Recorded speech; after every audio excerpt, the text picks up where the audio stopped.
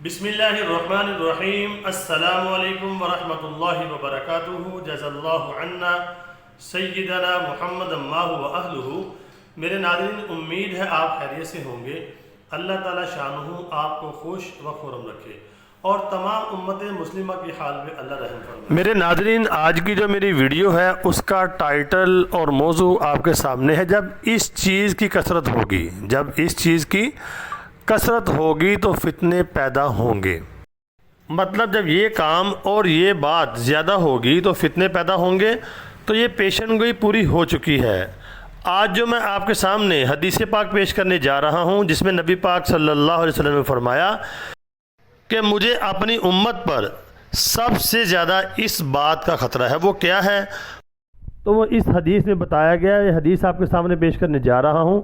آئیے حدیث پاک کو پڑھتے ہیں۔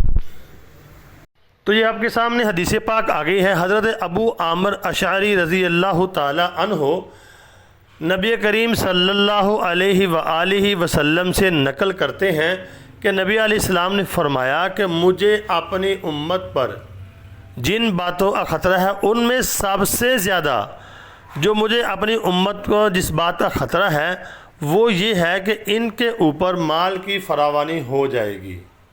کیا ہوگی؟ ان کے اوپر مال کی زیادتی اور فراوانی ہو جائے گی۔ ان کے پاس مال بہت آنا شروع ہو جائے گا۔ مطلب آپ نے یہ فرمایا کہ پیسے کی ریل پیل ہو جائے گی، پیسہ بہت ان کے پاس آئے گا۔ تو جب ان کے پاس مال آئے گا تو پھر کیا ہوگا؟ پھر ایک دوسرے سے حسد کریں گے اور پھر ایک دوسرے سے کیا کریں گے؟ لڑیں گے، قتل کریں گے۔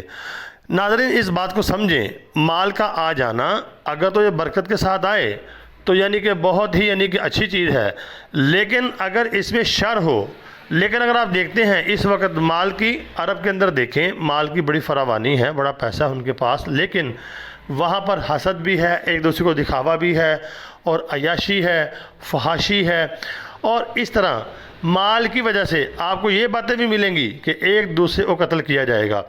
ایک بھائی ہے مثال کے طور پر، یا دو بھائی ہیں، ان کی جائیداد ہے 10 کروڑ روپیہ، تو دوسرا کوشش کرے گا کہ یہ مال 5 کروڑ بھی مجھے مل جائے، اس کو نہ ملے۔ بہنوں کے حصے آپ کو پتہ ہے کیسے دبائے جاتے ہیں، خصوصاً جو بڑے ذمہ دار قسم کے لوگ ہوتے ہیں، آپ کو پتہ ہے ان کی زمینیں ہوتی ہیں، وہ اپنی بہنوں کو کچھ نہیں دیتے، بعض اوقات تو مروا بھی دیتے ہیں، بعض کا شادیاں نہیں کرتے۔ اس مال کی وجہ سے رسول پاک صلی اللہ علیہ وسلم نے فرمایا کہ جب آئے گا اس کی زیادتی ہو جائے گی، مجھے اس بات کا خوف ہے۔ اور اگر آپ دیکھتے ہیں عرب کے اندر مال کی بہت ریل پیل ہے، اور دوسرے علاقوں میں بھی ہے ریل پیل۔ اس مال کی وجہ سے حسد کریں گے کہ آپ نے فرمایا لڑیں گے، ایک دوسرے کو قتل کریں گے۔ اچھا، تو مال کی زیادتی ہمارے ذہن میں بات ہے عرب کے اندر بہت زیادہ ہے، کہ دیگر علاقوں میں، ہمارے علاقوں میں نہیں ہے۔ میرے ناظرین، ایسی بات نہیں ہے۔ میرا ابھی اسلام آباد پنڈی اور کہ مری کا ٹور ہوا، تو آپ کو بتاتا ہوں کہ آج سے کوئی 20-25 سال پہلے بھی جانا ہوا، تو لیکن میں نے موازنہ کیا کہ 20-25 سال پہلے حالات کیا تھے تو اب کیا ہیں۔ آپ یقین کریں، جب گیا ہوں وہاں پر تو جو میں نے پہلے ہوٹل دیکھے تھے وہاں پر، 3 منزلہ، 4 منزلہ، اب 10 منزلہ ہیں، 15 منزلہ ہوٹل ہیں، اور گاڑیاں، اتنی گاڑیاں کہ آج سے 20 سال پہلے چیدہ میں نے جایا کرتا تھا، گاڑیاں دیکھتا تھا، تو اتنی ٹریفک جام ہوئی وہاں پر، ہزاروں کے حساب سے گاڑیاں، اور مہنگی ترین گاڑیاں۔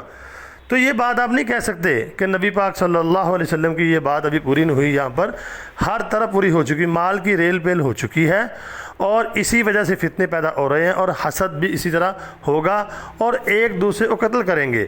تو یہ پیشن گوئی پوری ہو چکی ہے۔ حضور نے فرمایا جب یہ بات ہوگی تو فتنے ظاہر ہوں گے، اور فتنے اتنی تیزی کے ساتھ ظاہر ہوں گے، بلکہ آپ صلی اللہ علیہ وسلم کی ایک حدیث ہے، یہ ایسا ہے کہ ایک تسبیح ہے، اس کا دھاگا ٹوٹ گیا ہے اور اس کے دانے پہ در پہ گر رہے ہیں۔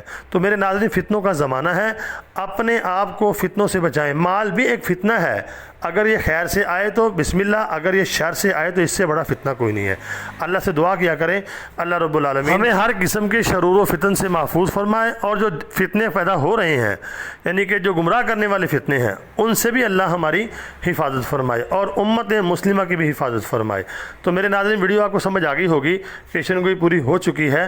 یہ کہ زمانہ آخرت میں ہم جی رہے ہیں، ایسا نہیں ہے کہ بہت زیادہ ٹائم ہے، ٹائم میرے ناظرین بہت ہی کم ہے۔ ہم قیامت کے قریب سے قریب تر ہوتے جا رہے ہیں اور نشانیاں پوری ہوتی جا رہی ہیں۔